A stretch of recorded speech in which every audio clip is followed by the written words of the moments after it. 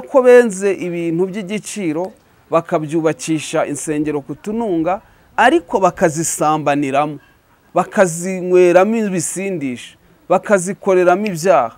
Ibyo birakaza Imana kugeza ubwo ivuze ngo izo nsengero zizasenywa ndetse ngo n'ibizira bubakiyemo bisenywe ngo n'imirimo yabo yose izatsembwaho.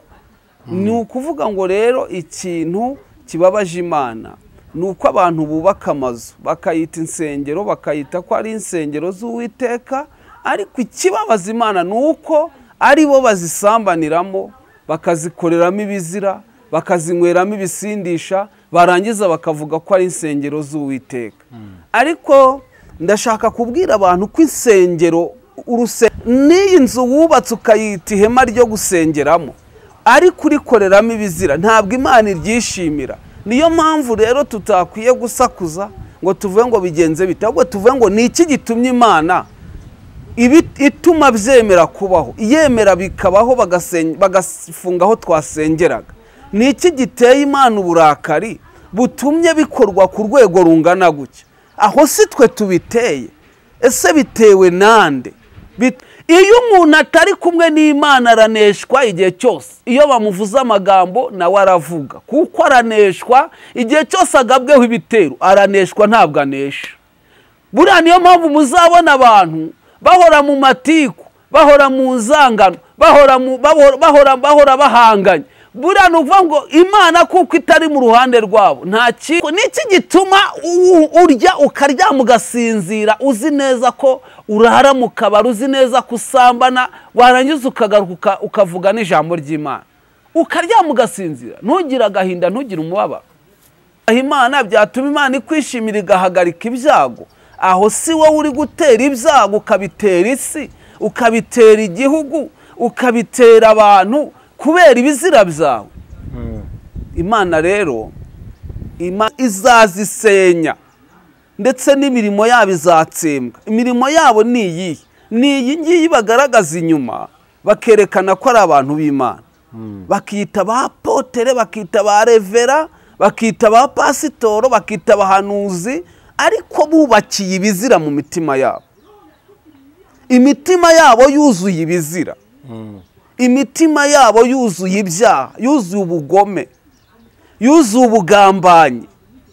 Bura kwihangana iyo kwabuze nta umuntu atajyamo ngo agikore, kuko umugabo wananiwe kwihangana niwe uta urugo rwe, umugore wananiwe kwihangana urugo rwe araruta, umwana wananiwe kwihangana ntabwo abana n'ababyeyi. Yemwe umuntu mu cyiciro cye, umuntu wese wananiwe kwihangana. Bafashe rero abigishwa babakururira inyuma yabo. Umuntu agakurura inyuma abantu be akavuga ati njyewe muri abanjye, muri abanjye, muri abanjye. Niyo mpamvu ubona abo kwa Zayoni baba ari aba Zayoni nyine, ntari aba Kristo, ntabwo ari aba Yesu, ntari abigishwa be. Niyo mpamvu Yesu navugana nabo ntibaramwumvira, kandi bafite Zayoni wabakururiye inyuma ye, bafite ADEPR wabakururiye inyuma ye. Bazati twebwe turi aba ADEPR, turabe. Nuvuga uti nyamara ntabwo mukwiye kwitwara gucya abigishwa ba Yesu, bazavuga bati hoya ADEPR twebwe yatubwiye ko tugomba kumera gutya, kuko ADEPR yabakururiye inyuma yayo, kuko Sorowamu yabakururiye inyuma yabo. Niyo mpamvu uzasanga buri wese ku izina rye yafashe abaturanyi bawe ari abanzi bawe, nuko utari kumwe n'Imana. Impamvu aba mukorana ari ababisha bawe nuko utari kumwe n'Imana. Impamvu aba mugendana ari abanzi bawe nuko utari kumwe n'Imana. Impamvu uhora uhanganye n'abantu ngo ni abanzi bawe, nta Mana mubana, ntayo. Niyo mpamvu mu ruhande rwawe uhabona abanzi, igihe cyose uzahora ubona abanzi mu gihe utari kumwe n'Imana. Ariko ijambo ry'Imana riravuga ngo ubwo Imana iri mu ruhande rwacu. Ese ubwire ko no muri izi nsengero muri kuvuga bafunze, umukene ntiyarakimenwa, n'ubu ntamenwa. Umukene ntabazwe, ubuzwi ni umukire, ubuzwi ni ufite moto, wenda umotara we bamumenya gake, ufite imodoka we bamushyira imbere. Yemwe niyo bagiye gutora abadiyakoni niwe batora, yemwe niyo bagiye gutora abapasitoro ntabwo bakireba umuhamagaro, ahubwo bareba n'ubundi ugenda mu modoka cyangwa ufite akazi akora. Yemwe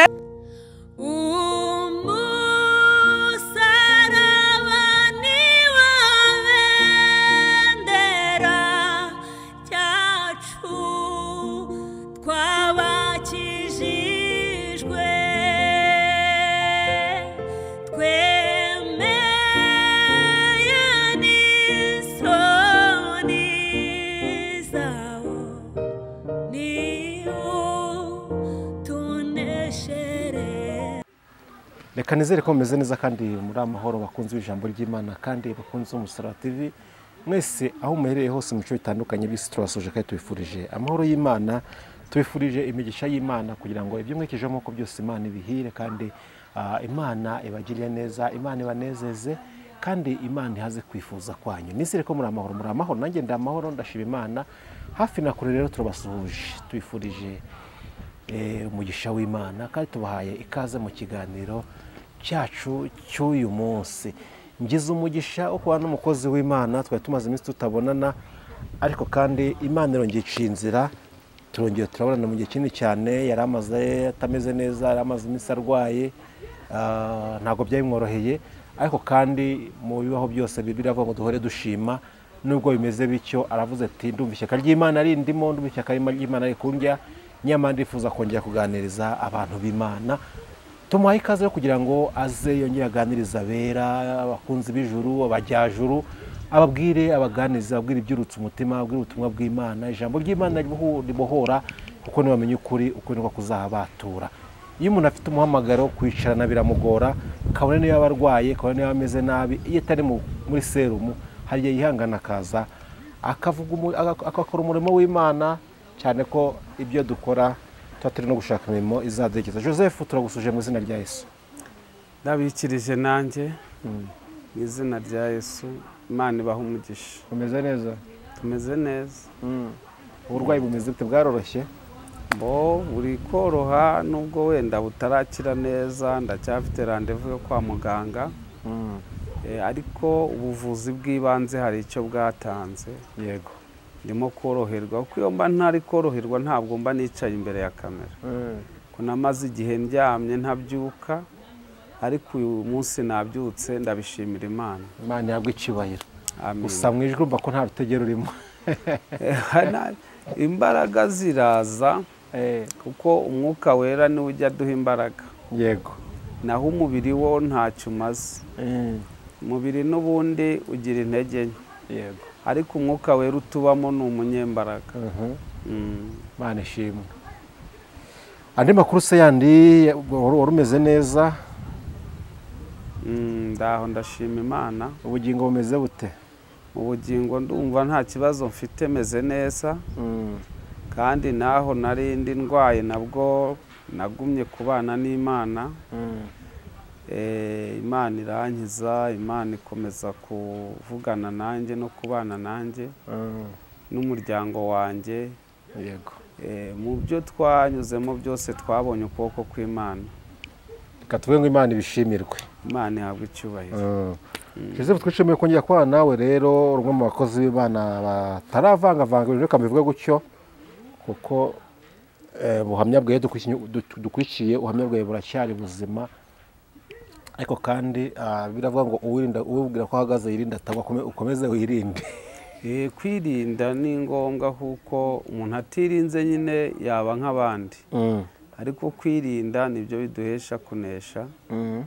Kuko ibiri gutwara abandi si uko twebwe bitadutwara, ahubwo tubinesha kuko tubyirinda. Imana ishimwe. Imana ihabwe icyubahiro. Joseph, umunsi yashize duherukana, yego duherukana mu biganiro twakoze bya nyuma ndabyibuka, uri kuvuga ko Imana igiye kuza kwirebera, igiye kuza kongera gusaka ko ari abantu binjiranye forode. Kavuga ati rwose abantu mugiye kubona Imana, ariko uburyo wacaga amarenga kekara ko n'insengero zizabigenderamo.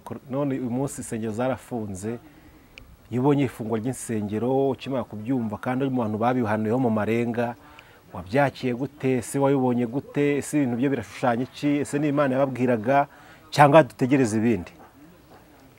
ubundi ibi ni ibihe nyine bigaragaza imperuka no kugaruka kwa Yesu kandi bigomba gusohora. Niyo mpamvu tudakwiye kugira ubwoba bwabyo, ahubwo abera bakwiye kubona ko ari igihe kiduteguza kugaruka kwa Yesu. Niyo mpamvu rero ibyo gufungwa kw'isengero cyangwa se ibyo guhagarikwa kwazo ntabwo twebwe biduteye ubwoba, kuko n'ubundi Imana iba yarabivuze bigomba gusohora, ahubwo abantu bakamenya ni iki gitumye insengero zifungwa. Ese Imana idushakaho iki?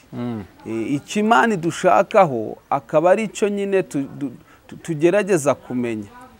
Wamaze kumenya icyo Imana igushakaho, uko byagenda kose ndatekereza ko nta bwoba wagira bw'ibihe, kubera ko njyewe kandi ikindi mbwira abantu ko insengero bafunze ni amazu abantu bubatse, ariko insengero Imana ishaka ni twebwe. Ni twebwe Imana ishaka kuba tuba insengero zayo, ikatubamo, ikaduturamo, ikadukoreramo. Naho iz'abantu bubatse ariyo mazu, izo ntabwo zerekana Imana. Kuko niba umuntu yubatse inzu akayita urusengero ariko watari urusengero, ese iyo nzu yo yaba urusengero gute? Niba umuntu ayibamo watari urusengero, iyo nzu yabamo urusengero gute? Ese iyo nzu Imana yayibamo ite? Niyo mpamvu rero izi nzu kuba zarakinzwe, ntabwo nshobora kumvikana n'abantu bavuga ko wenda ari Satani wateye, ahubwo byatewe natwe. Ibyo twakoreyemo nibyo byadukuririye ingorane, bituma uburakari bw'Imana buhaguruka. Kubera ko nasomye mu bitabo bya Ezekiyeli, sanga Abisiraheli ngo nabo bubakaga insengero ku misozi, ku tununga, ngo bakazirimbisha iby'igiciro, ariko ngo bibabaza Imana ko abantu bazubatse bakazubakiramo n'ibizira, bakajya bazisambaniramo, bakazikoreramo ibyaha. Bibabaza Imana. Imana irarahira, iravuga ngo izo nsengero bubatse izazisenya, ndetse ngo n'ibizira bubakiyemo ibisenye, ngo n'imirimo yabo ngo nayo izatsembwaho. Ngo kubera ko benze ibintu by'igiciro bakabyubakisha insengero ku tununga, ariko bakazisambaniramo, bakazinyweramo ibisindisha, bakazikoreramo ibyaha. Ibyo birakaza Imana kugeza ubwo ivuze ngo izo nsengero zizasenywa, ndetse ngo n'ibizira bubakiyemo bisenywe, ngo n'imirimo yabo yose izatsembwaho.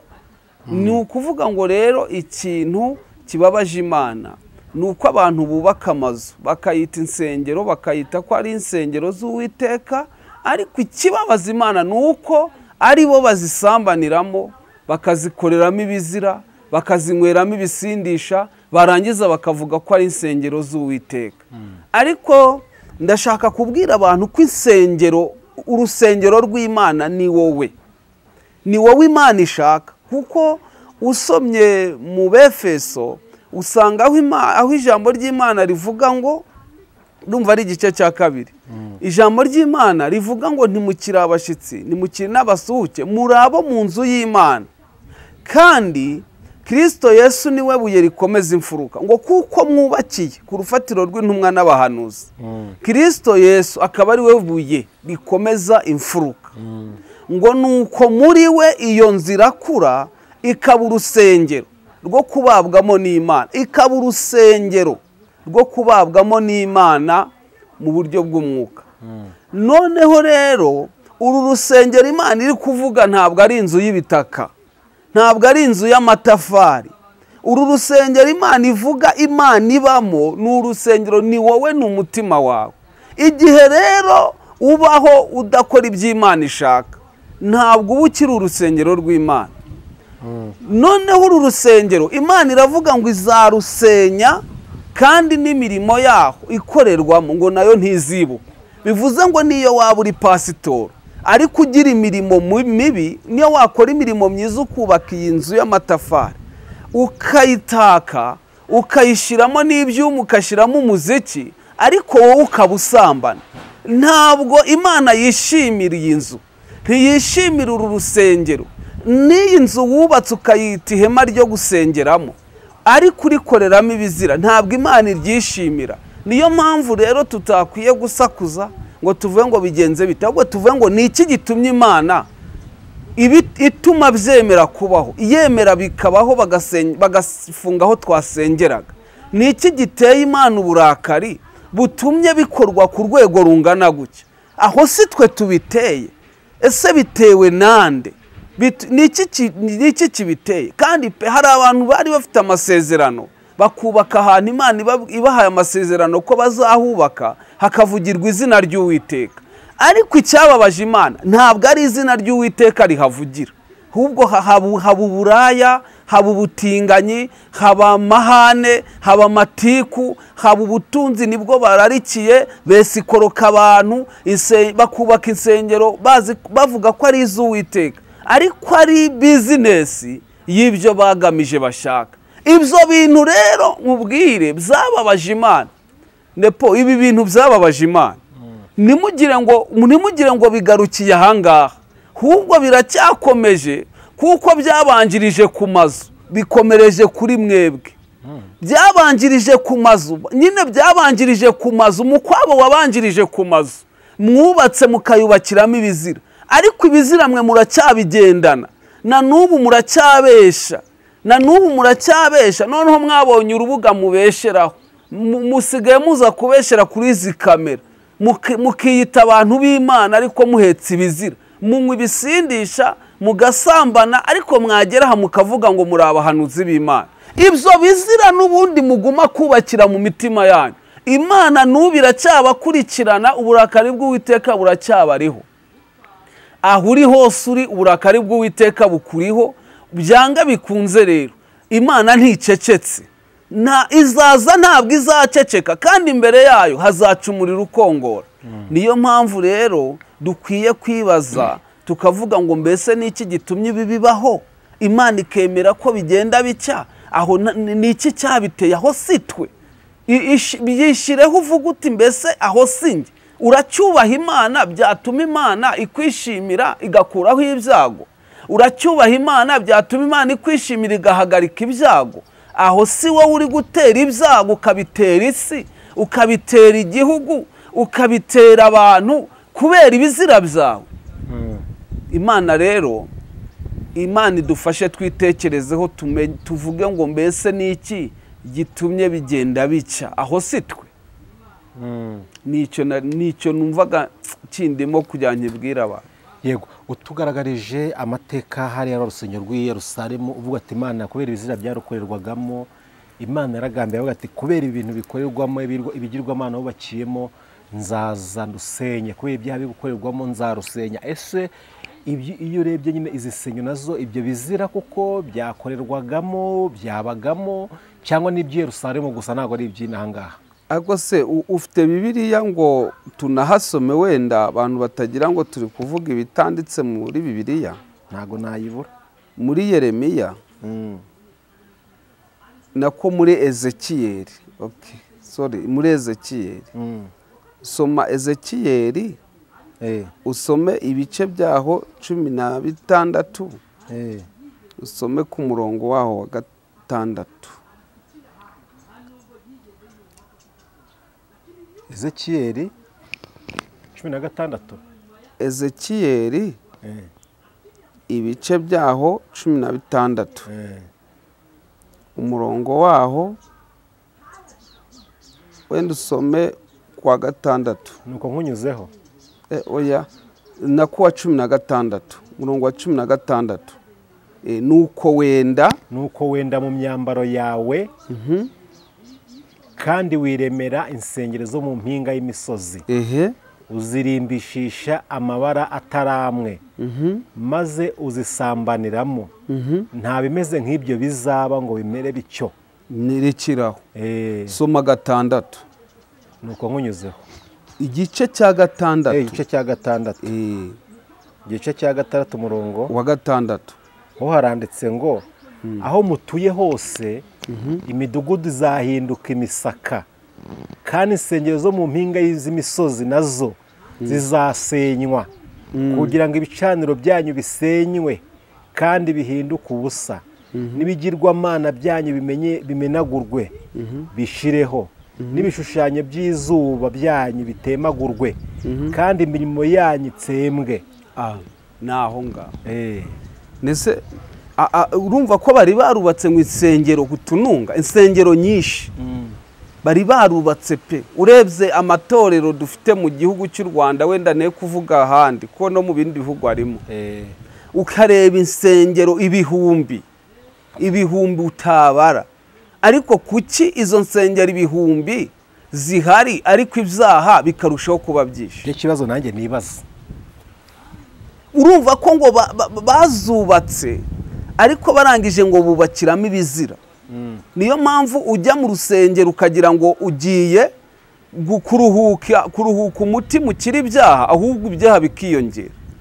None se niba umuntu aje akavuga ati ndi umuhanuzi w'ibitangaza, muze mbasengere, wamugeraho uri umugore, aho kugusengera agatangira kugukabakaba mu mabere, ubwo se urataha ukize ibyaha cyangwa urataha byiyongeye? Aje kubicirira. Niba utaranasambanaga ubwo urahita utangira gusambana, kandi winjiye mu rusengero hahandi bubatse urusengero bavuga ngo ni urw'Uwiteka. None Imana birayibabaza, iravuga ngo izo nsengero bubatse ku misozi bakazubakiramo ibizira, bakubakiramo ibishushanyo, ngo izazisenya ndetse n'imirimo yabo izatsembwa. Imirimo yabo ni iyi ngiyi bagaragaza inyuma, bakerekana ko ari abantu b'Imana, bakita ba potere, bakita ba revera, bakita ba pasitoro, bakita abahanuzi, ariko bubakiye ibizira mu mitima yabo.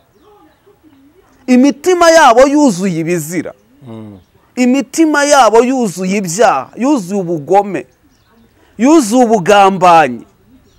Nepo umuntu akaba avuga ko asenga ariko akagambanira mugenzi we, akamugambanira, akaba ari umugambanira kuri umutego. Umuntu akavuga ko asenga ariko agasambanya wasengera. Imana irababaye cyane.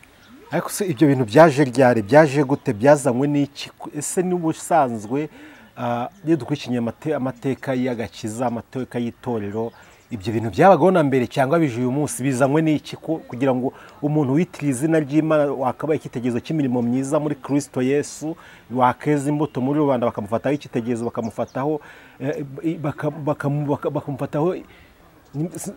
bakamufataho umuntu w'inyangamugayo, uyu munsi akaba ari we muntu abamuganye kubagira gutyo? Ibi bintu byahozeho, byazanywe n'iki Jose? Ibi bintu byazanywe n'iminsi y'imperuka nyine. Nitubitindaho ko n'imperuka Bibiliya yaravuze ngo mu minsi y'imperuka, mu minsi y'imperuka abantu bazaba bikunda, bazaba bakunda ibibanezeza, bazaba bafite ishusho yo kwera ariko bahakana imbaraga zabo. Yemwe ngo bazigwiriza bigisha ibijyanye n'irari ryabo. Noneho rero Bibiliya ikavuga nanone mu nzandiko za Timoteyo ngo mu gihe kizaza benshi bazagwa bave mu byizerwa, bite ku myuka iyobya n'inyigisho z'abadayimoni. Nuvuga ngo rero ibi byazanywe n'uko abantu bakunze isi ntibakunda Imana, ndetse bakunze iby'isi, Imana bayimura mu mitima yabo. Noneho n'usenga ntasenga ari gushaka ubugingo, ahubwo agasenga ari gushaka iby'isi. Nuje mu rusengero akaba agira ngo bamuhanurire bamubwira ngo Imana iguhaye inzu, Imana iguhaye amafaranga, Imana ikujyanye muri Amerika dore ko Amerika bayikunda, Imana ikujyanye kurangura mu Bushinwa. Noneho ntasenge avuga ngo Imana inyiyereke, imbwire ko izina ryanjye irifite.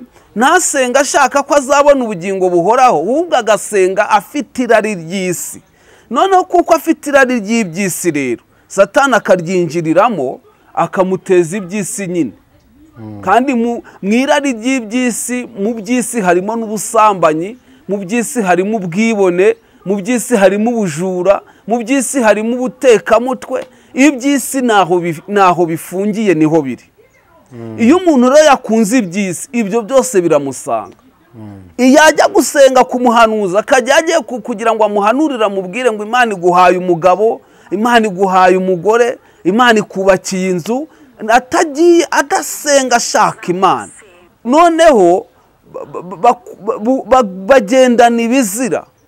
bagendana ibizira mu nsengero hose, bakabamo bafite ibizira kuko bakunda iby'isi. niba ataguhanuriye ko Imana iguhaye iby'isi, nawe nta by'isi arabone kuri wowe kuko nawe arabishaka. niba ataguhanuriye ibyiza bikunezeza amatwi yawe yumva akaryoherwa, nawe ntabwo arabona ibimuryoheye kuri wowe. icyo nicyo rero cyatumye abantu bagwa bava mu byizerwa, kuko bagendana inkovu z'ibyaha mu mibiri yabo. Yego, icyo nicyo cyatumye. Ariko ndi kwibaza ikibazo maze iminsi nibaza, uravuga ati ni iminsi y'imperuka, ariko se ntabwo biri gupfira ku myigishirize cyangwa se ku mihagurukire yabo, uburyo bahagutse bavuga ko baje gukizwa, uburyo bahagutse bavuga ko baje gushaka Imana, n'ababakiye n'ibiganza byabakiye muri icyo gihe. aho hantu ntabwo haba hari ikibazo. Ubundi ikibazo cyahereye kuba imbere, ari bo twita abashumba bayoboye amatorero, abavugabutumwa bavuga ubutumwa, abahanuzi bahanura ubuhanuzi bw'Imana. aho niho byapfiriye, kuko ngira ngo abantu bajya kuba babi cyane, batangiye nyine nibyo nari mvuze, gukunda iby'isi. gukunda iby'isi mu matorero, ukabona nyine batangira guhimba amayeri y'uko babona ibintu mu bantu. niba wenda bagiye kubaka amazu cyangwa se urusengero, bagatangira bagashaka umuhanuzi uzaza akabesha abantu kugira ngo babone rwa rusengero, babone amafaranga. none urumva wa mwuka wo kubesha bawinjije mu itorero, kandi winjijwe n'ab'imbere. uwo mwuka rero niba umaze kwinjira, winjijwe n'abayobozi b'imbere, bivuze ngo abakristo azayobora n'ubundi wa mwuka wo kubesha uzabakwiramo. mbese icyo umuntu abiba ni nacyo asarura. niba yabibye umwuka mubi, n'ubundi azasarura imyuka mibi. niba yabibye kubesha, n'ubundi azasarura kubesha. nuvuga ngo rero ibyo bintu byatewe n'abantu, kuko n'uwaje aje gukizwa akaza akagera mu biganza by'udakijijwe. udakijijwe none niba mugeze mu biganza, wazamuha iki? ibyo afite nibyo azamuha. niba asambana kandi ari pasitoro, ntabwo azayobora abakobwa ngo abure kubasambanya. ntazakira abaje gukizwa b'abagore ngo ananirwe kubagirira nabi. niyo mpamvu n'ingo zasenyutse, kuko hari umuntu mperutse kubona, yari umuntu uyoboye abandi, bakunda kumwita umushumba, ariko arangije akajya akunda kugendana n'abagore. yari umugabo, agera ubwo asenya urugo rw'umugabo mugenzi we. wa mugabo asenya urugo rwa mugenzi we w'umugabo, noneho n'urwe narwo ararwisenyera, ngo ari kwanga umugore we ngo ni mukuru, ngo yamushatse ngo akuze. biriya byabaye ejo muri ADPR. biriya byabaye ejo muri ADPR. ubwo wenda hari ibindi byabaye uzi, ariko njye n'undi nzi. ararusenya rurarangira, ruvaho. nawe arongera wa wundi yatandukanye n'uwe, nawe ajya gufata wa wundi wasenyurwe, barongera barisungana. ubu ni amashuma ashoreranye, kandi ngo ni abakozi b'Imana. n'ubu ikintu kimbabaje, baracyaguma bagahanura bakavuga ngo ni abantu b'Imana. urumva? Uwiteka ijambo rivuze ngo ndaza avanzanye ingorano kugira ngo ngorore umuntu wese wikwiriye ibyo yakoze, ngo nawe afite ingorano. none se Joseph tuvugana ku gice cya kabiri, muri bihe turimo, tubwiye ko ari iminsi y'imperuka kandi biri gusohora iminsi y'imperuka yabayeho. ndi kwibaza naho umukiranutsi yitware gute muri iyi minsi, agenda ate, dukize ubugingo bwacu gute? ubundi umukiranutsi, aha Bibiliya iravuga ngo aha niho ubwenge buri. kuko Daniel ahanura iby'iminsi y'imperuka abyerekwa, yaravuze ngo imbaraga z'abera zizamenagurwa, ariko aho niho ubwenge buri. Bivuze ngo aha niho umukiranutsi agomba kumenya, agomba guhagarara neza, akamera nka Mishake, Sadurake na Abedenego bahagaze imbere y'itanura ry'umuriro, bakavuga ngo nubwo Nebukadinezari ari umwami kandi akaba ari utuyoboye, ari udufite mu maboko, naho twe twapfa tuzapfa tukiringiye Imana. Yego. Aha rero umukiranutsi agomba kuhahagarara neza yihanganye. Ubundi nta kintu cyashoboza umukiranutsi kunesha ibi, ni ukwihangana. Kuko nidusoma mu rwandiko rw'Abaheburayo mu gice c'10 umurongo wa 36 haravuga ngo kuko mukwiriye kwihangana kugira ngo nimumara gukora iby'Imana ishaka muzahabwe ibyasezeranijwe. Haracyasigaye igihe kigufi cyane, uzaza ntabwo azatinda. Yego.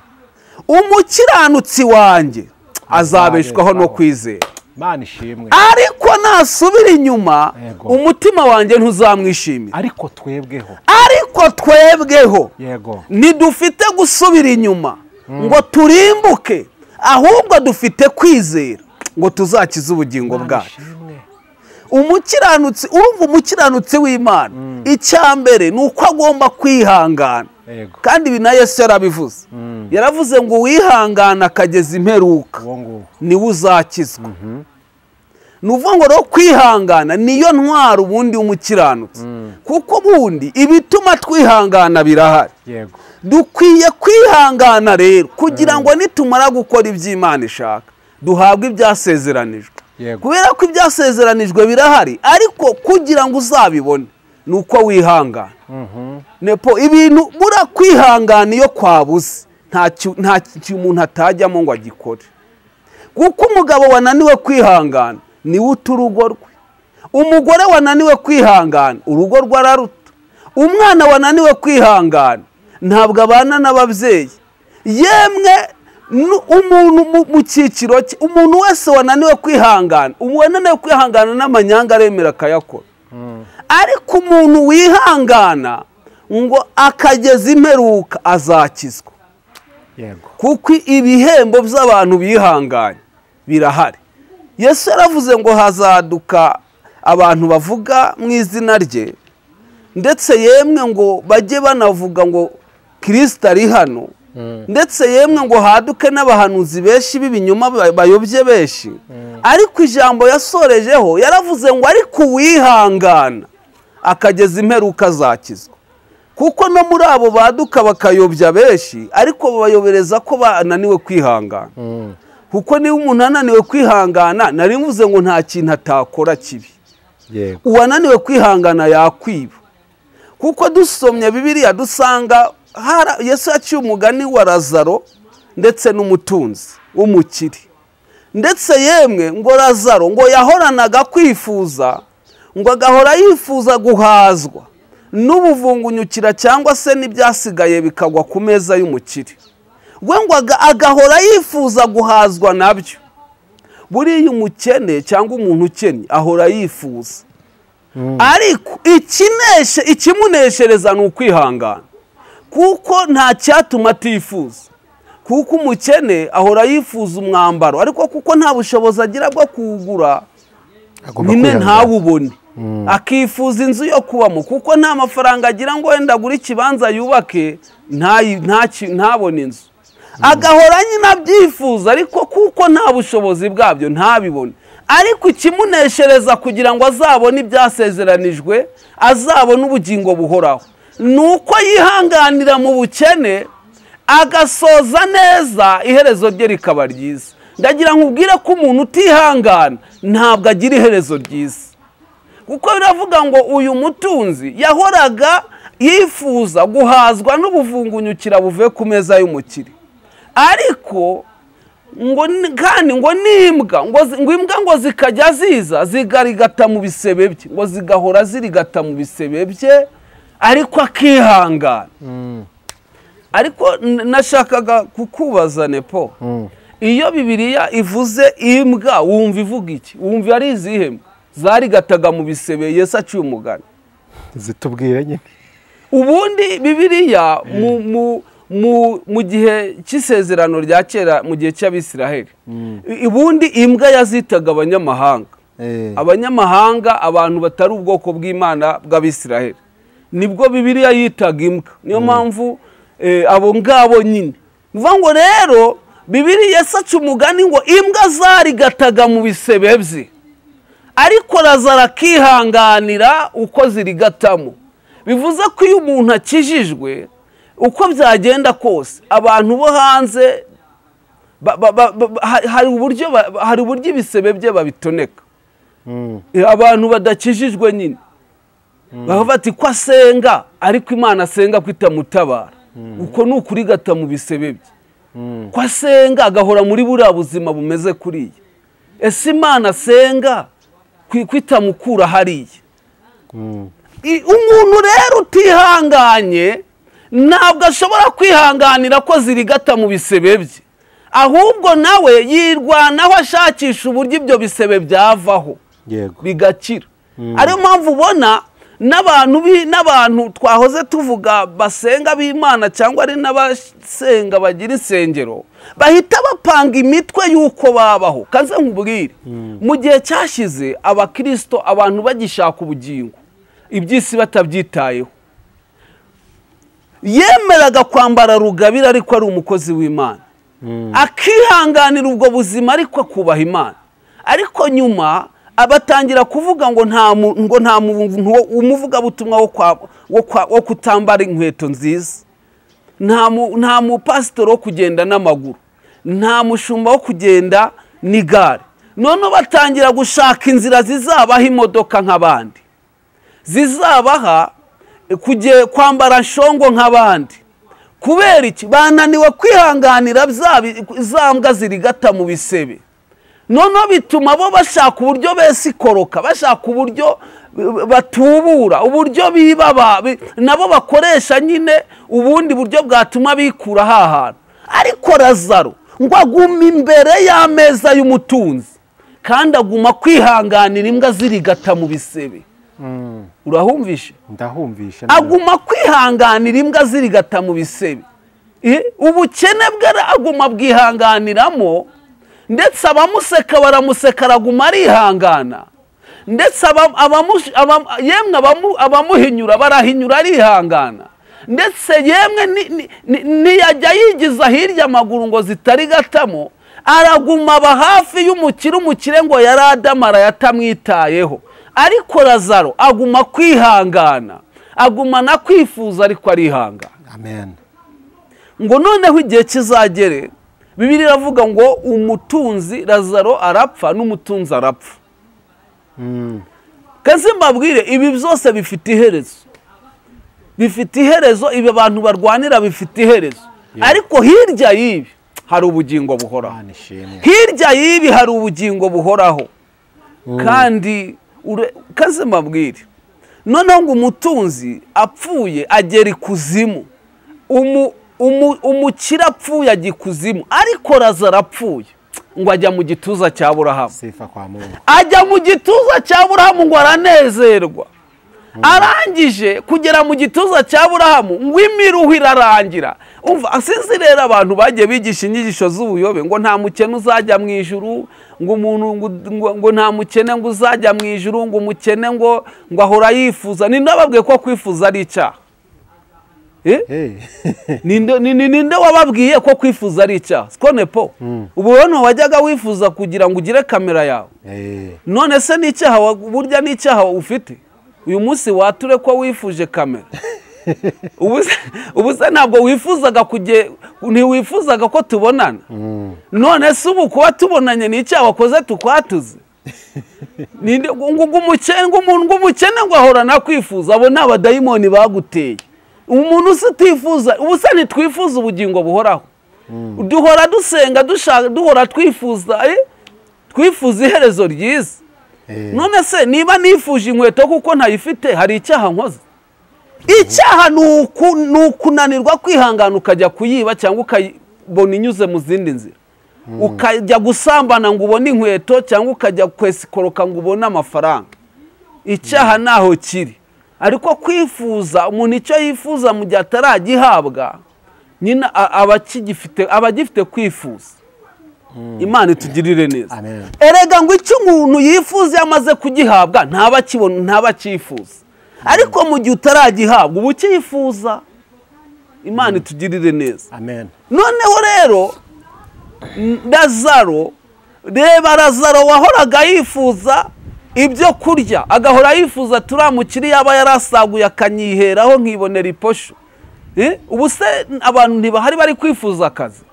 Ubu se ntari bari kwifuza diporome avuga ati icyampa nkazatsinda ikizame nkabona diporome nziza, cyangwa nkabona perime nkayibona? Ibyo se si ibyifuzo. Ariko umuntu agahagarara akavuga ngo umukene ngo ntabwo ngo azajya mu ijuru ngo ahora nakwifuza. Ese wababwiye ko umukene ari we wifuza ninde?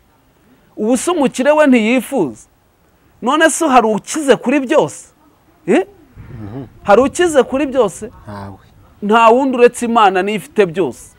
Naho umuntu ashobora kuba afite umuceri ariko akaba nta mahoro afite yo kuwurya, akaba afite indwara ituma atawurya. Harya uwo nguwo waguwe neza? Ariko ndashaka kubabwira ko kwihangana niko gutuma umukiranutsi ahagarara neza agatsinda. Haleluya. Noneho ngo Lazaro, umva Lazaro ahantu heza nkunda cyane. Lazaro ngo apfuye ajya mu gituza cya Aburahamu, apfa kandi akiri umukene. Aho none nishaka kubwira abantu apfa yaragikennye, ariko kuko yarinze ubugingo bwe, kuko yahagaze neza mu gukiranuka, arangije asoza urugendo amahoro, ajya mu gituza cya Aburahamu ngo aranezerwa. Ngo umunezero uramwica, ngo noneho ngo aho anezerewe ngo nyamutunzi we ngo ajya ikuzimu.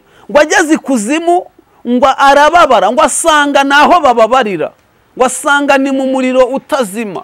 Noneho ngo nyamutunzi ngo azarambura amaso ngo abona umukene yasuzuguraga. Umva, hari igihe abantu badusuzugura, bakadusuzugura nyine kubera uko tumeze, ariko hari igihe bizasobanuka. Hari igihe bizasobanuka umukiranutsi agahagarara yemye. Imana itugirire neza. Noneho ngo umva ngo Lazaro umutunzi ngo arebye abona Lazaro ari mu gituza cya Aburahamu aranezerewe. Arangije ngo arahamagara aravuga ngo yewe Aburahamu sogokuruza, ikintu ushimira Imana ni uko ubu ngubu batubona ntibatumenye, ariko umunsi umwe bazatumenya. Ubu ngubu bakunyura ntibakumenye, ubu urasenga ntibamenye ko usenga, urabwiriza ntibamenye ko ubwiriza, yemwe uraririmba ntibamenye ko uririmba, kubera ko nyine Lazaro urumva yabaga imbere y'ameza y'umukire, ariko umukire ntiyamumenyaga. N'ubu nkubwire ko no muri izi nsengero muri kuvuga bafunze, umukene ntiyarakimenwa, n'ubu ntamenwa. Umukene ntabazwe, ubuzwi ni umukire, ubuzwi ni ufite moto, wenda umotara we bamumenya gake, ufite imodoka we bamushyira imbere, yemwe niyo bagiye gutora abadiyakoni niwe batora, yemwe niyo bagiye gutora abapasitoro ntabwo bakireba umuhamagaro, ahubwo bareba n'ubundi ugenda mu modoka cyangwa ufite akazi akora. Yemwe ubu ngubu ikintu kigaragaza ikintu cy'umuhamagaro ntikigikora, ahubwo hasigaye hakora akantu, hakora amafaranga, hakora icyo umuntu afite. Ariko niko Lazaro nawe yari ameze. Ariko ngo igihe cyo kuva mu mubiri kigeze, Lazaro ageze mu byiza Imana yamugeneye yamuteguriye. Ahasigaye ngo umutunzi aramubona, aravuga ngo yewe Aburahamu sogokuruza, wambwirira Lazaro agakoza isonga ry'urutoki mu mazi, agatonyangiriza ku rurimi rwanjye ko numva mbabara cyane. Arangije umva ibintu Aburahamu yasubije umukire. Yaramubwiye ngo wabonye ibyiza ukiriho, Lazaro nawe abona ibiba akiriho. None uyu munsi Lazaro ari mu byiza aranezerewe, kuko Lazaro yabonye ibibi, wewe ubona ibyiza. Nawe guma mu mubabaro kubera ko nawe ibyiza wabibonye ukiriho. None uyu munsi Lazaro yabaye mu bibi, ariko uyu munsi ari mu byiza. Haleluya. Ndashimira Imana ko hari igihe ibyiza byacu bizahishurwa. Hari igihe ibyiza byacu hari igihe bizahishurwa, abantu uko badutekerezaga bizabatangaza. umutunzi arangije ngo aravuga ngo byibuze se wamutumye akajya kubwira abo nasize bakuru banjye, akabwira barumuna wenda bakihana kugira ngo batazaza hano. Umva ukuntu Aburahamu yamusubije. Yaramubwiye ngo bafite Mose, bafite n'abahanuzi, nibatumvira Mose ngo bumvira abahanuzi naho umuntu yazuka ntabwo bazumva. Kaze mbabwire abantu nawe turi kumwe uyu munsi wowe turi kumwe uyu munsi, ndagira nkubwire ko nawe nutihana ngo ugendane n'Imana neza, uce bugufi, ndagira nkubwire ko hari agacuma k'umujinya Imana yavuze izasogongeza abanyabyaha, bazasogongeraho bakabyumva. Abantu babonye ibyiza bakiri mu isi, ariko hari agacuma k'umujinya bazasogongeraho bakumva n'ibibi, umunsi abera bazaba bamaze gutabaruka.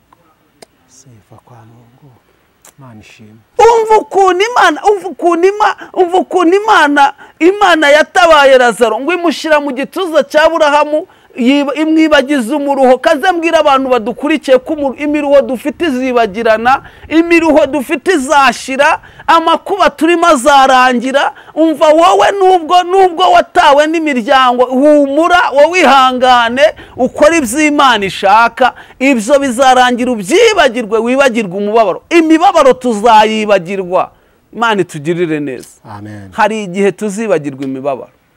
Kandi nkubwire ko abantu bameze nka Lazaro, mwihangane, igihe cyacu kirageze. Igihe cyacu kirageze, ibyacu bigasobanuka. Mureke kandi nawe munyabyaha umenye ko dore Mose ari imbere yawe, dore umuhanuzi ari imbere yawe, dore ndimo ndakubwira nutihana ngo uve muri ibyo byaha, nawe umujinya w'Imana uraguhagurukiye. Nawe uzamera nka Nyamutunzi, kuko Nyamutunzi ntiyigeze abyitaho, ariko bimaze kumugeraho nibwo yicujije aravuga ati yo mbimenye. Nawe uzavuga utahari yo mbimenye. Nyamara uyu munsi uri gusambana kandi usenga, ukibwira ngo Imana ntabwo ikuzi. Nepo ndababaye cyane aho umuntu aza kuri iyi kamera akavuga ngo ndi umukozi w'Imana, mu kanya mugahita muhurira mu kabari. Uzi ko ari umuntu vuba kandi bitari kera nk'iminsi nk'ibiri. Nabonye arimo anywa mitsingi, kandi aza kuri kamera avuga umukora umukozi w'Imana, kandi avuye kuri kamera avuga ko ari umuhanuzi w'Imana. Ariko yarangiza akaza akabesha Abanyarwanda, akabesha n'abandi bumva Ikinyarwanda ngo ni umukozi w'Imana. Abo se si bo babasambanya, abo si bo babiba, abo si bo babakorera ibyamfura mbi. Imana itugirire neza. Nese ukubiza umuntu yaba yasinze agakora iki? Iyo umuntu yasinze akora iki? Iyo umuntu yasinze ko akora ibindi byose ashaka, ko ari inzoga yitwa ikiyobyabwenge, kandi biriya nayo ikavuga ngo vino n'umukobanyi. Inzoga zirakubaganisha, ushukwa nabyo ntagira ubwenge. Iyo umuntu yamaze rero kwinjira mu bisindisha, byange bikunde nta bwenge aba agifite bw'ikindi kintu, ibyo abonye byose akora ibyo. Imana itugirire neza. Yego, Imana itugirire neza, kandi nawe Imana iguha umugisha ku bisobanuro byiza uduhaye. Navuga ngo Imana gukomereza amaboko kandi amavuta n'imbaraga ntibikakubura mu izina rya Yesu Kristo. Joseph ntabwo wanyura tutukanije ku ijambo ry'Imana, ariko icyo kintu nita igice cya kabiri, iyo tukinjiye muri amanzu ugasenga Imana, ubundi kumwuka kuyobora ukahita ukomereza uko nguko. Ni karibu kadusenga Imana. Mana Data wa twese, turagushimiye mu izina rya Yesu, wabanye natwe uraturinda iminsi yose tutaraduheruka kuri iyi kamera y'Umusaraba TV. Mwami, turagushimiye ko twageze kandi niko wabishatse.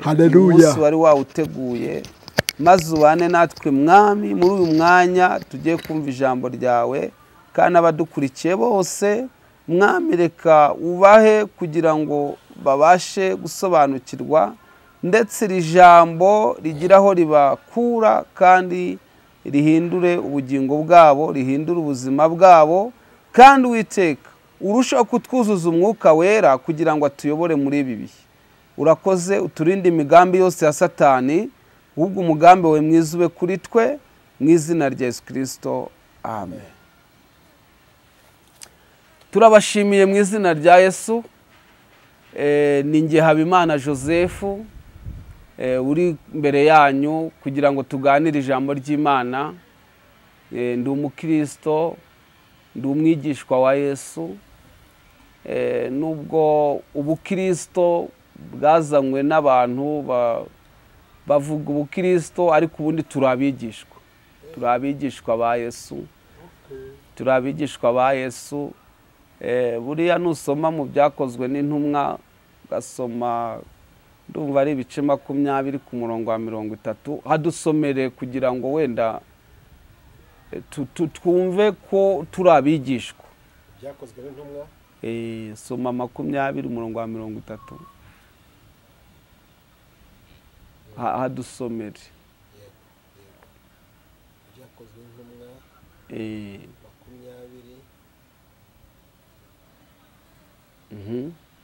murongo wa 30. Reka dusome mu izina rya Yesu Kristo. Ibyakozwe n'intumwa 20 murongo wa 30, haranditse ngo amara imyaka 2 naho amara imyaka 2 ataganije mu icumbi rye. Naho se ni byakozwe n'intumwa? Ni byakozwe n'intumwa? Uretse turebe. Byakozwe n'intumwa ibice 20 murongo wa 30. Kandi muri mwe ubwanyu hazaduka abantu bavugira ibigoramye kugira ngo bakurure abigishwa inyuma yabo. Bakururire abigishwa inyuma yabo. Nuko rero mube maso, mwibuke yuko namaze imyaka 3 ndahwema ku manywa na nijoro guhugura umuntu wese muri mwe ndira. Dushaka kurekera n'uwo murongo wundi nashakaga. Dushaka usubiremo kugira bawumve cyane uwo murongo wonyine. Kandi muri mwe ubwanyu hazaduka abantu bavugira ibigoramye kugira ngo bakururire abigishwa inyuma yabo. Nibyo bihe rero dusohoyemo. Abantu ubu niyo mpamvu bazanye ubukristo, kugira ngo nyine bafata abigishwa ba Yesu babakururira inyuma yabo. Niyo mpamvu uzumva ngo ngende umukristo wa Zayoni, ngende umukristo wa ADEPR, ngende umukristo wa Gatolike. Mbese usanga nyine buri wese ni umukristo w'ahantu. Ariko ubundi twebwe abizera turabigishwa ba Yesu. Bafashe rero abigishwa babakururira inyuma yabo. Umuntu agakurura inyuma abantu be akavuga ati njyewe muri abanjye. Muri abanjye. No mpamvu ubona abo kwa Zayoni baba ari aba Zayoni nyine. Ntari aba Kristo. Ntabwo ari aba Yesu, ntari abigishwa be. Niyo mpamvu Yesu navugana nabo ntibaramwumvira. Kandi bafite Zayoni wabakururiye inyuma ye. Bafite ADEPR wabakururiye inyuma ye. Bazati twebwe turi aba ADEPR. Turabe. Nuvuga uti nyamara ntabwo mukwiye kwitwara gucya abigishwa ba Yesu. Bazavuga bati hoya ADEPR twebwe yatubwiye ko tugomba kumera gutya. Kuko ADEPR yabakururiye inyuma yayo. Kuko Sorowamu yabakururiye inyuma yabo. Niyo mpamvu uzasanga buri wese ku izina rye yafasha abigishwa ba Yesu abakururira hehe inyuma. Ntabwo bakigendana na Yesu, ntibacyumvira Yesu, bumvira uwo wabashize inyuma ye.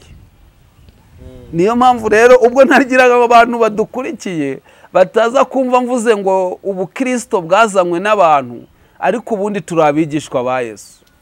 Kandi ntacyo kuba uri umukristo koko byo mu mutima, ukaba umukristo wo mu mutima, uri umwigishwa wa Yesu n'ubundi. Ariko ikibazo dufite nuko uwazanye ubukristo mbese we yabuzanye ari ukugira ngo abantu abakururire inyuma ye bamwumvire bagendane nawe. Noneho nawe azana icyitwa ubukristo yamamaza ibisa n'ibya Kristo, ariko ashyiraho ubukristo kugira ngo abantu babuhuriremo ari benshi, ariko abantu abifatire, abashyire inyuma ye, abakoresha uko abyumva. Ariko ubundi turi abigishwa ba Yesu, dukwiye kumvira Yesu kuko ari we mukiza wacu. Imana rero ibaho umugisha. Mbabwiye ndi umukristo, ariko kandi ndi umwigishwa wa Yesu. Nkaba nkora umurimo w'Imana wivuga butumwa, vuga ubutumwa bwiza bwa Yesu Kristo. Kandi impamvu vuga ubutumwa bwiza bwa Yesu Kristo nkongeraho ko ari ubwa Kristo, nuko hari abavuga ubundi butumwa. Hari abavuga ubundi butumwa, ndetse yemwe Pawulo yanabavuzeho yandikira Abagalatiya, yaravuze ngo ndatangazwa cyane nuko mwimuye uwabahamagariye guhabwa ubuntu bwa Kristo mukajya ku bundi butumwa.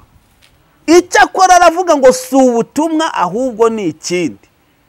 Abantu bafite ikindi rero kitari ubutumwa, ngo kuko uzababwiriza ubutumwa budahura n'ubwo mwamenye mbere azavumwe, naho yaba ari twe, naho yaba ari marayika, uwazavumwe. Imana itugirire neza. None se Nepo, nari nkibibwira ariko natangiye. Tekereza, nigeze guhura n'umuntu arangije nasengeye umuntu w'umukobwa, musengera arimo arira, ambwira ngo yahuye n'umupasitoro, ngo arangije uwo mupasitoro ngo ajya kumusengera ku byifuzo, ariko aramubwira ngo Imana iramutegetse ngo ashyire intoki mu gitsina cye, ngo ubwo ngubwo ngo nazishyira mu gitsina cye ngo imyaku n'imikoshi n'imikasiro ngo biraba bigiye. None warangije ngo aramubwira ngo aremera zishiramo, ngo arongera aramubwira ngo reka afate igitsina cye ngo agishyire mu cye. Nabyo ngo arangije umukobwa aramubaza ati se rwose ibyo bintu ko numva cyaba ari icyaha? Aramuga ngo ni Imana ibintegetse ngo kugira ngo karande ngo ziwanyu ngo ziveho. Niyo mpamvu Pawulo avuze ngo bazanye ikindi kitari ubutumwa. Tekereza umuntu uzana ubutumwa bumeze gutya akabubwira abantu, akabasengera basambanya ngo ni Imana ibimubwiye. Bantu badukurikiye, hari abantu bafite ikindi kitari ubutumwa. Mwirinde mube maso. Noneho ndagira ngo dutangire twumve ijambo ry'Imana nshaka tuganiraho. Ndashaka kugira ngo mbaganirize ku nsanganyamatsiko ivuga ngo hunga udapfa. Niyo ngiyo ndashaka kukuganiriza, kandi si ntinda cyane, ahubwo ndashaka kukubwira ngo hunga udapfa, kubera ko ihema utuyemo rigiye gusenyuka. Ndavuze ngo hunga udapfa kubera ko ihema utuyemo rigiye gusenyuka. Yemwe ndakurangira aho uzajya usoma, ubundi ngewe wenda sindasoma cyane, kikora Nepo uradusomera. Aho ndashaka kusoma uradusomera, ariko dusomera Itangiriro ibice 12. Usoma umurongo wa mbere. Yego. Itangiriro ibice 12 umurongo waho wa mbere. Dusome mu izina rya Yesu. Uwiteka yohereza Aburahamu i Kanani. Umurongo wa mbere. Uwiteka ategeka Aburahamu ati, va mu gihugu cyanyu usiga umuryango wanyu n'inzu ya so, ugiye mu gihugu nzakwereka. Komeze. Aho komeza. Nzaguhindura ubwoko bukomeye, nzaguha umugisha, nzogeza izina ryawe, uzaba umugisha, kandi nzaha umugisha abakwifuriza umugisha, kandi uzakuvuma nzamuvuma, kandi muri wowe niho imiryango yose yo mu isi izaherwa umugisha. Dukomeze. Amen. Amen. Naho nagiraga ngo usome gusa.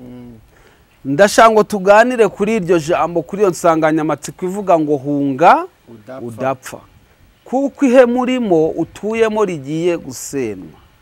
Imana itugirire neza. Uyu si Aburahamu, sogokuruza w'abizera, Imana imuhamagara imukura muri Uriya Abakaludaya ngo yumvishe ijwi ry'Imana rimubwira ngo va muri Uriya Abakaludaya ujye mu gihugu nzakwereka. va muri Uri y'Abakaludaya, kubera ko Uri y'Abakaludaya yari karitsiye y'ibyaha, yari tuwemo n'abapagani, abanyabyaha, abantu batubaha Imana.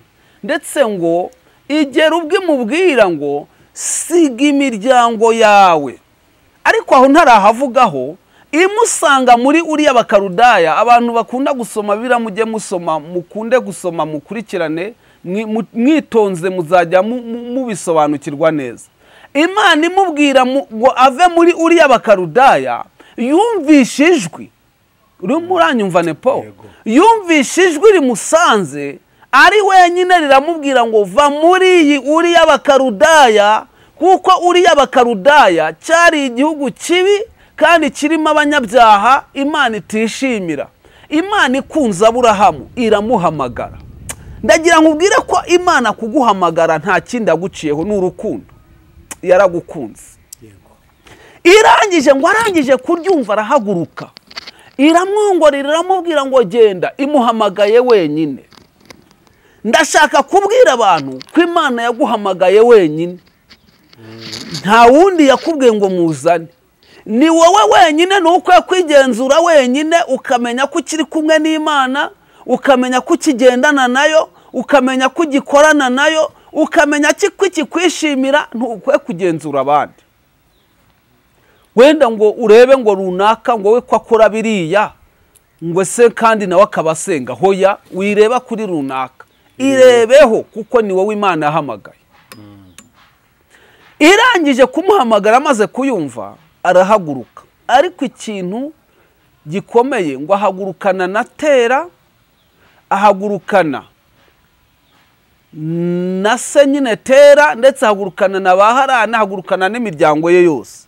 Ariko Imana yari yamubwiye ngo ahaguruke agende wenyine. Buriya mu ijuru uzajyayo wenyine, nanjye nzajyayo njyenyine. Ikintu kizatangaza nuko tuzahurirayo twese turirimba indirimbo zo gushima Imana, ariko ubundi uzagenda wenyine. Bibiliya yaravuze ngo n'umugabo n'umugore bazaba bari mu buriri bumwe, ariko ngo umwe azajyanwa undi asigare.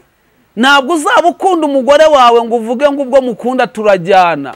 Mu ijuru uzagenda wenyine. Ntabwo uzaba ukunda umugabo ngo uvuge ngo umenya tuzajyana. Mu ijuru uzagenda wenyine. Niyo mpamvu udakwiye kureba ku by'umugabo, udakwiye kureba ku by'umugore, udakwiye kureba ku by'umwana, udakwiye kureba ku by'ababyeyi, ahubwo ukwiye kureba ku by'Imana yavuganye nawe.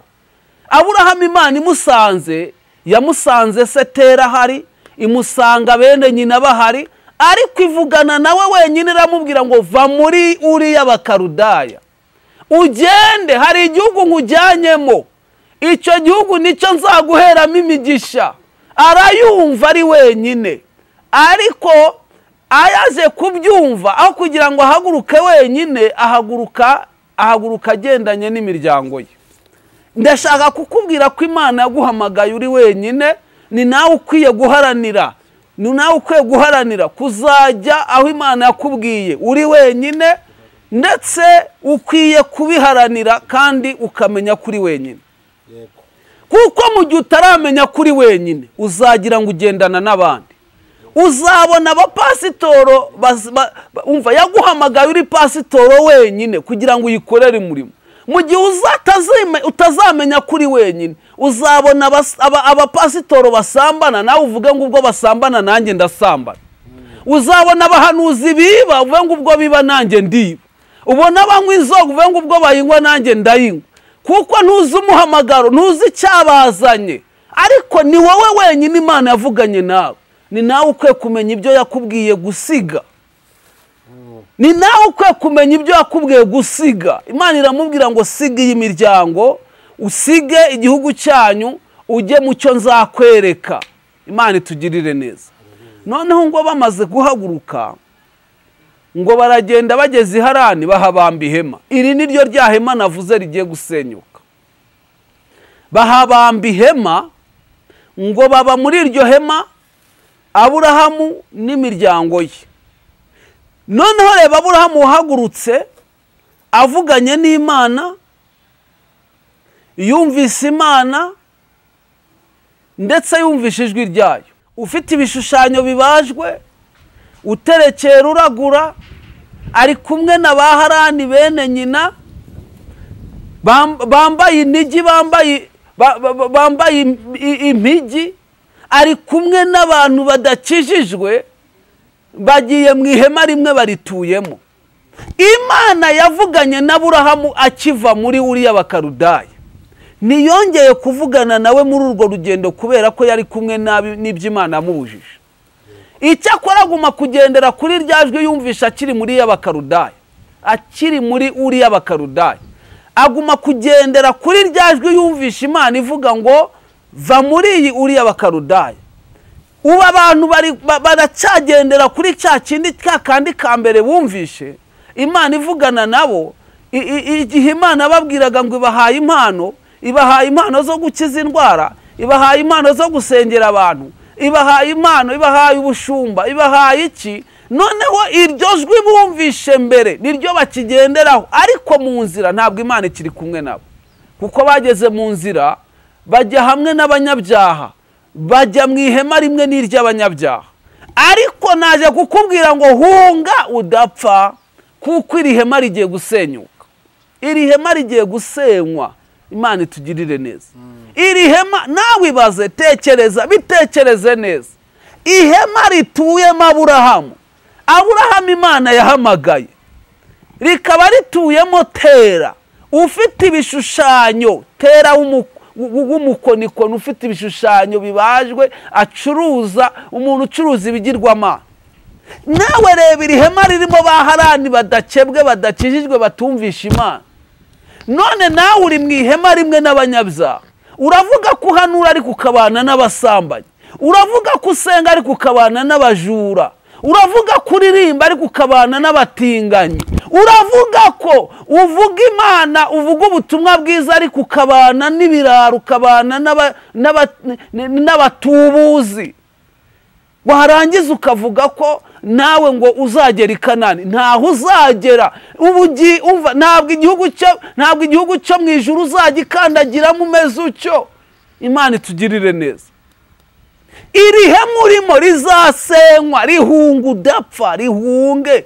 Va mu gikunde cy'ibisambo utarapfa, va mu gikunde cy'abajura utarapfa, va mu gikunde cy'abibone utarapfa. Imana itugirire neza. Kandi kaze mbabwire ikindi mugomba gusobanukirwa. Iri hema ngo ryahise rizamo icyorezo cy'indwara, ngo kijemo Harani arapfa, ndetse na Tera se w'abarapfa, imiryango irapfa irashira. Niho Aburahamu yumvishijwe rimubwira ngo va muri iyi Uriya Bakaludaya, va muri Uriya Bakaludaya ujye mu gihugu nzakwereka. Iramubwira ngo zaguha umugisha, zogeza izina ryawe uzaba umugisha, abakwifuriza umugisha bazawuhabwa. Va muri iyi Uriya Bakaludaya. Nanjye njye kukubwira ngo va muri icyo gikundi urimo, va muri icyo gikunde cy'abanyabyaha, va muri icyo gikunde cy'abasinzi winjiyemo, va muri icyo gikunde cy'abasambanyi winjiyemo, va muri icyo muhanuzi, va muri icyo gikunde cy'abatubuzi winjiyemo, va muri icyo gikunde cy'abategura imitwe winjiyemo, va muri icyo gikunde cy'abibone winjiyemo, usohokemo utarapfa, kuko icyorezo kiraje. Icyorezo kiraje. Ndagira mbabwire ko icyorezo kije kandi gitsembye benshi. Icyorezo kiraje. Dore ndabikubwiye ndi hano imbere yawe, ndabikubwiye ndi kuri iyi kamera. Icyorezo kiraje kandi gitsembye benshi. Ese ugiye kuvuga uti icyo cyorezo ni iki? Mukunda kuvuga ibyorezo, mukavuga ngo haje korona, haza ubushita, haza n'ibindi, ariko haje icyorezo kije muri iri hema ririmo abanyabyaha, bantu biyoberanya basenga. Icyorezo kiraje, benshi bagiye kugaragara bari bo bagwe, abasengaga basambana bagiye gusambana bigaragare, yemwe abibaga bihishe bagiye gufatwa bigaragare, yemwe abatekaga imitwe bihishe ibyabo bigiye kujya ku karubanda bigaragare. Dore iri hema rigiye gusenyuka mwihishemo mukihishanyamo ibyaha. Iri hema mwihishemo mukora ibyaha rigiye gusenyuka. Wihishemo wigira umuntu w'Imana, wihishemo wigira umusenzi, wihishemo wigira umuhanuzi, wihishemo wigira umuntu w'Imana, ariko iri hema rigiye gusenyuka ibyawe bijye ku karubanda. Iri hema rigiye gusenyuka. Ngo ako kanya Imana igiriye imbabazi Aburahamu. Haleluya, amen. Oh haleluya. Ndagira nkubwire ko uyu munsi Imana iracyagufitiye imbabazi. Ukimara kumva ubu butumwa, Imana ndashaka kukubwira ko ikigufitiye imbabazi. Nubwo wasambanye keshi, ariko umunsi Imana iracyagufitiye imbabazi.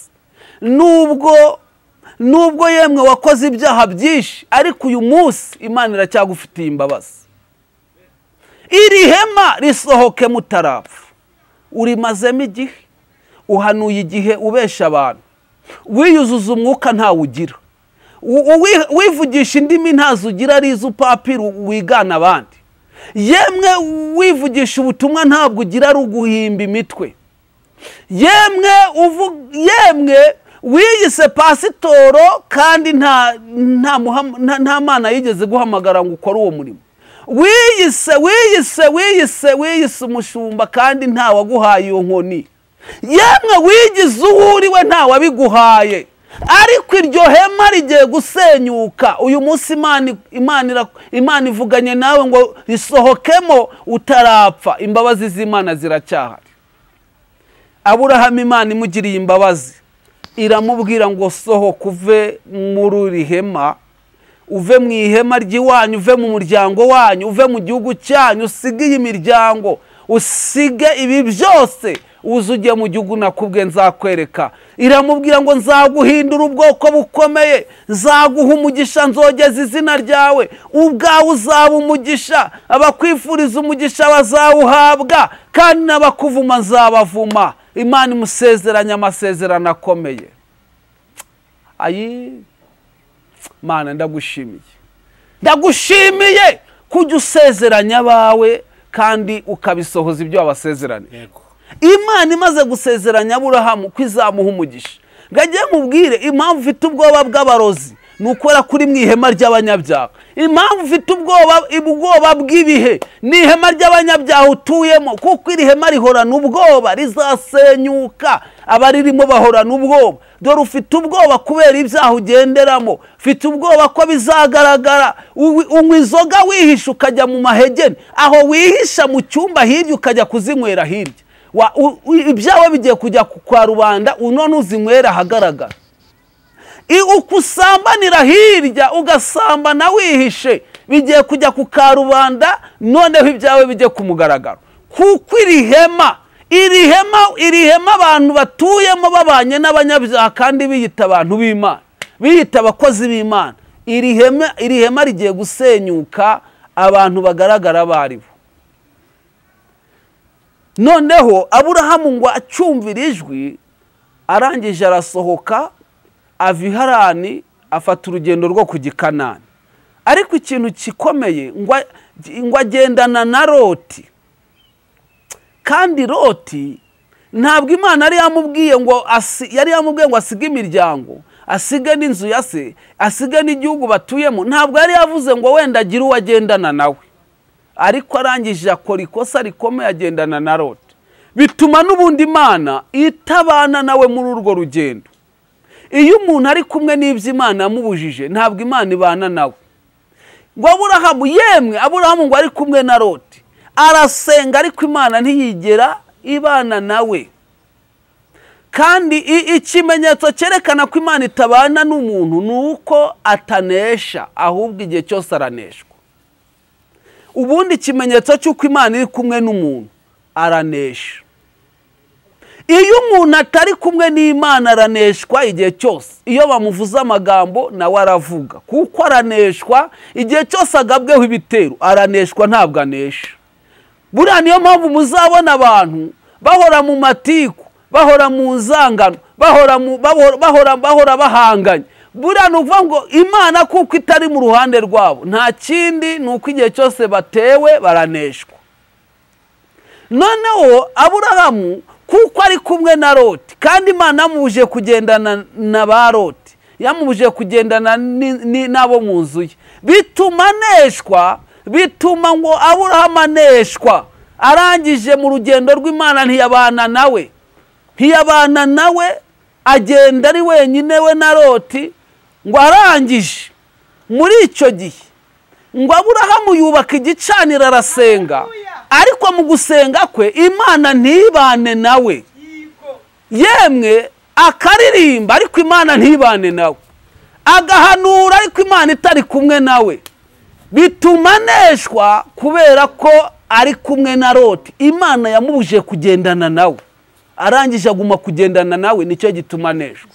Mpamvu muzabona abantu bakora imirimo y'Imana ariko ibyaha bikabanesha, Imana ntibiri mu ruhande rwabo.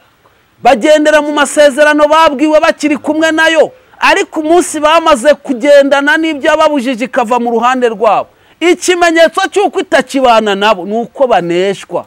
Ibyaha birabanesha, amagambo bageraho akabanesha, inzangano zibageraho bakaneshwa, yemwe bahora mu byaha, bahora baneshwa. Imana itugirire neza. Ntabwo ushobora kunesha utari kumwe n'Imana.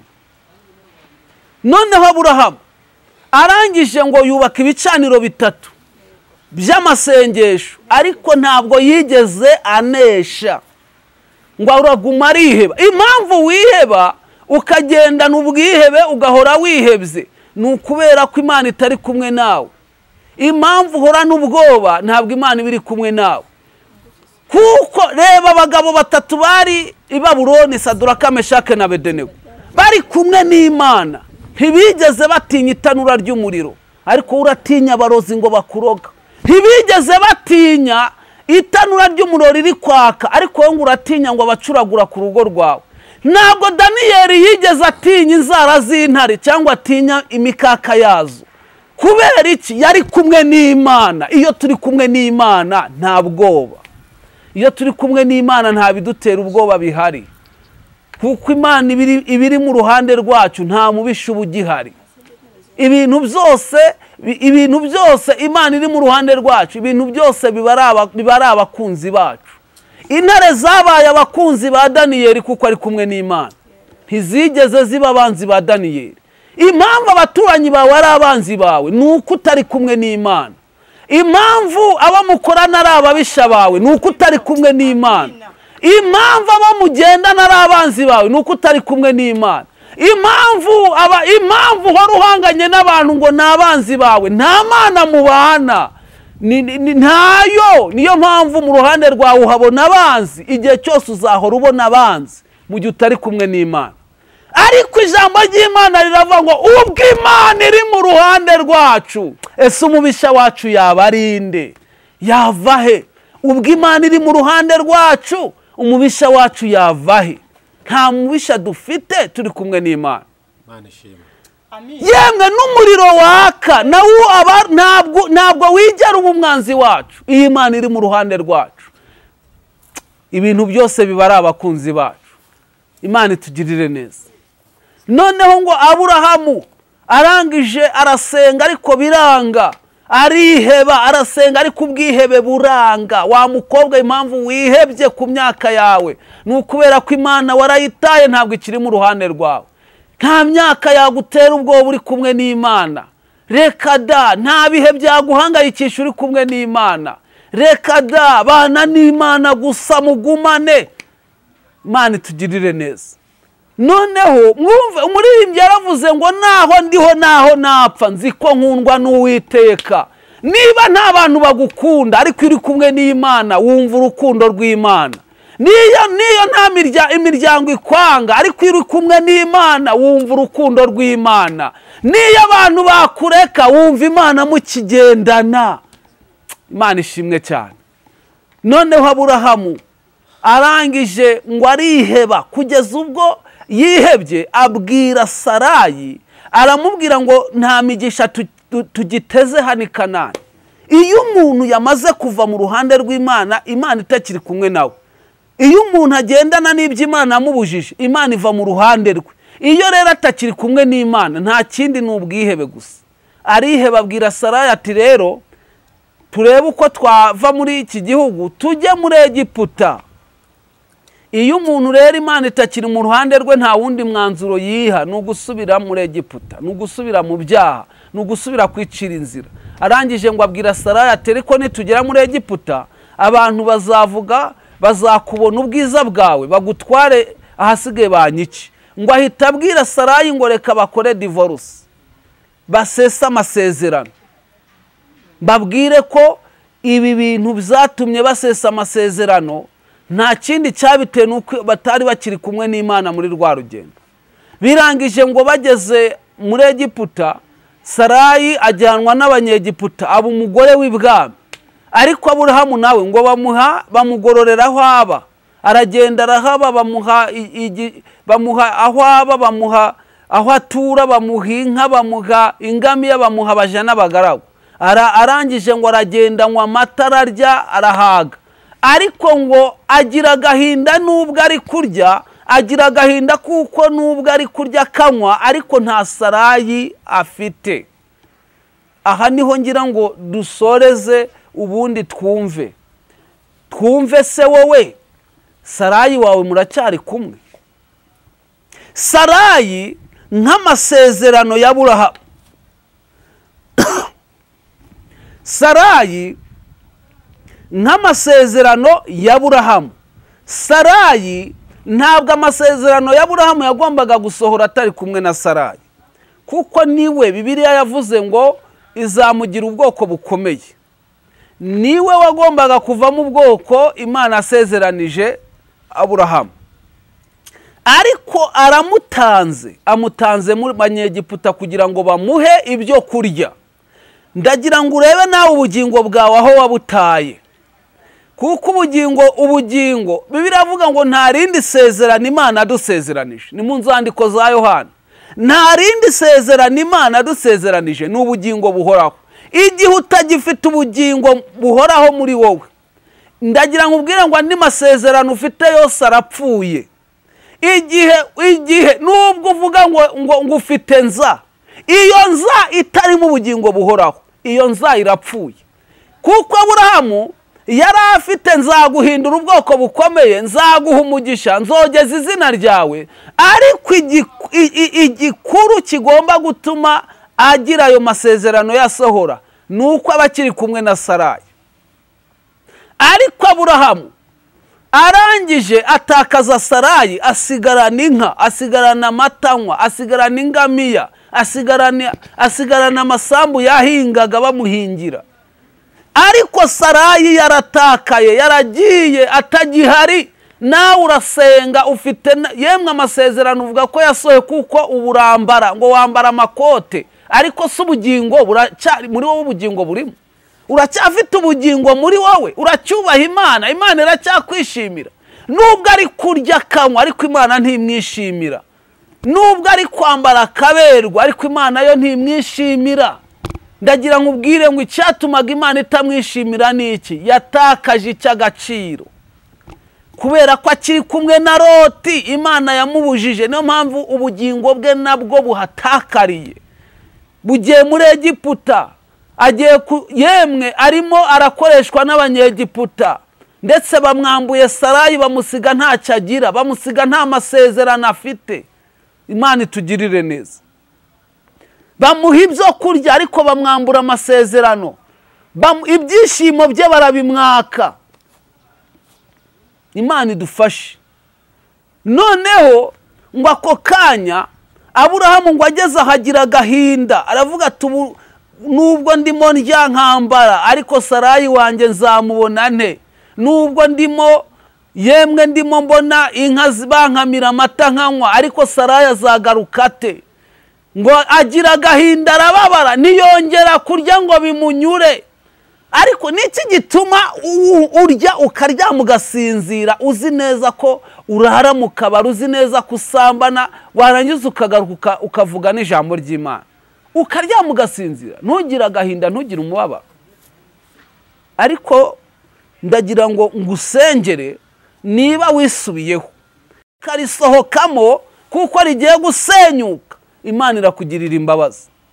Ngo birangije ngo Imana ireba agahinda Sarayi Aburahamu afite k'ibyaha bye, ireba agahinda afite kuko yatakaje iby'agaciro, ireba agahinda afite kuko Imana itakiri mu ruhande rwe, akaba ari muri Egiputa. Ngo agahinda Aburahamu arakagira kagera imbere y'Imana, ngo Imana irangije yongera kumugirira imbabazi. Imana yongera ikugirira imbabazi. Nubwo wakoze ibyaha byinshi bikayibabaza, ariko yongera ikugirira imbabazi. Kandi nshatse kubabwira ko Imana igira imbabazi. Imana igira imbabazi. Shoje mbabwira ngo Imana igira imbabazi. Imana irangije ngo ikoresha itegeko. Uyu munsi Imana ikoresha itegeko ikugarurira ibyo Satani yakunyaze. Yakunyaze iby'agaciro, yongere ikoresha itegeko ibikugarurira. Ngo Imana irategeka ngo ijya muri Egiputa, itegeka Farawo kurekura umugore wa Aburahamu, kurekura Sarayi. Iramutegeka ngo uyu Sarayi, uyu mugore mushira umugabo we. Ngo arangije azana Sarayi, ngo agera aho Aburahamu ari, ngo aramuhamagara, aramubaza ngo niki cyatumye umbesha ko yatari umugore wawe. Ngo Aburahamu aca bugufi arihana, aravuga ngo natinye ko muzanyica, ndabesha ariko ni umugore wanjye. Ngo ahita amubwira ngo ngaho fata ibyo nari naraguye byose bijyane, ngo ndetse ngo n'ibyo Sarayi yari yaragabanye byose arabimuha, ngo byose arabijyana asubira i Kanani. Imana ikoresha itegeko igarurira Sarayi Aburahamu. Nawe Imana ikoresha itegeko igarura ibyawe Satani yanyaze, igarura ibihe byawe byiza yanyaze, igarura agakiza Satani yakunyaze, igarura ubugingo bwawe ukure mu rwobo. Warakizwaga ariko ubu usigaye warasubiye mu byaha. Yemwe warasengaga ugasenga neza ariko usigaye warananiwe. Yemwe warakiranukaga ariko umunsi usigaye ubivanga. Ariko umunsi Imana ikoresha itegeko ikugarurira ibihe byiza, yongera ikugarurira imbaraga, wongera unesha ibyaha. Imana ibaha umugisha. Ndagira ngo dusenga Imana. Imana ikoresha itegeko, kandi muri iri tegeko ngo Sarayi yaragarutse, ndetse ngo agarukana n'iminyago myinshi. Imana itegeke n'ibyawe byose Satani yanyaze bigaruke. Yemwe niba ari ibihe byiza bigaruke, niba ari n'ubutunzi yakunyaze bugaruke, niba ari n'imibereho yawe yanyaze igaruke. Imana ikoresha itegeko, ibyo wanyazwe Imana ibikugarurire. Imana ibaha umugisha. Ndashatse kubabwira ngo muhunge iryo hema rizasenywa, muhunge mudapfa. Ihema ririmo n'abanyabyaha, va muri icyo gikunde cyabo kugira ngo nawe utazapfa, kuko icyorezo kigiye kuza. Mwumvishe ibyorezo byinshi, hagiye kuza icyorezo kuko abantu bagiye kugwa, bagaragare bakora ibyaha, bagaragare mu byaha, bapfe ibyaha byabo bigaragare bijye ku karubanda. Abantu biyoberanyije igihe kirekire, ariko ibyabo bigiye kugaragara, niko Imana ivuganye namwe. Ndagira ngo dusenge Imana. Ngaho hunga vuba rero utarapfa. Va muri ubwo busambanyi utarapfa, va muri ubwo bwibone utarapfa, va muri ubwo butinganyi utarapfa, va muri ibyo bisindisha utarapfa, va muri uko kubesha utarapfa. Wibeshera Imana, wibesha ngo uri umukozi w'Imana kandi uri uwa Satani uza kuyobya abantu. Va muri ibyo byose utarapfa.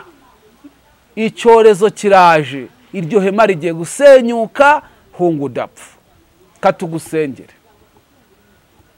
Mana Data wa twese, turagushimiye mu izina rya Yesu. Haleluya. Wabanye natwe muri uyu mwanya. Twarimo tuvuga ijambo ryawe kandi tuvuze ibyo waduhaye. Tubwiye abantu ngo bahunge badapfa. Aburahamu waramuhamagaye arahunga ava muri uriya Bakarudaya, ariko agendanye n'ibyo wamubujije bituma agira ibyago mu nzira. Ariko umunsi umwe urangije umuhishurira ko igituma atanezerwa n'igituma aneshwa nuko abana na Loti kandi waramubwiye kumusiga. Natwe hari ibyo watubujije kureka, urabitubuza ngo tubireke, uravuga ngo tubisige. Watubujije ubusambanyi, utubuza ubwibone, utubuza ubujura, utubuza ibyaha. Ariko benshi basenga babifite, nicyo kibateje ibyaha, nicyo kibateje akaga, ingorane zitumye zibazaho. Ariko turabasengeye abumvisha ubutumwa Mwami, bemeye guhunga iri hema barimo ririmo ibyaha, iki gikunde cy'abanyabyaha bagendamo. turabasengeye ubwo bagisohotsemo kugira ngo bahunge, nawe baha imbabazi kandi ubatabare. Koresha itegeko nk'uko warikoresheje kuri Aburahamu, ukamugarurira Sarayi, ukamugarurira ibyiza byose yanyazwe, ukongera ukamusubiza mu buzima, kongera ukamusubiza i Kanani, akongera akagira umugisha wawe, akongera akabana nawe akanezerwa, akongera akagira amasezerano, akongera mwami akavugana nawe akumva ijwi ryawe. Turagushimiye ko bagiriye neza kandi ubakijije kandi wumvishe gusenga kwabo, kandi mwami urakoze ko ubarambura ikiganza, ubarambura ukuboko gukiza kandi ukaba ubakijije. Dusabye mu izina rya Yesu Kristo, amen. Yesu agumugisha cyane kandi urakoze cyane ku butumwa bwiza utugejejeho. Birashoboka ko wakwifuza ko musengana, birashoboka ko wakwifuza kuvugisha, turagira ngo utange nimero ya telefone. Nomero yanjye wakwifuza ko dusengana, kaba hari n'indi nama yashaka kutugisha, nimero yanjye ni 078 23 6 6 5 3 3 078 23 6 6 5 3 Imana ibahe umugisha. Amen.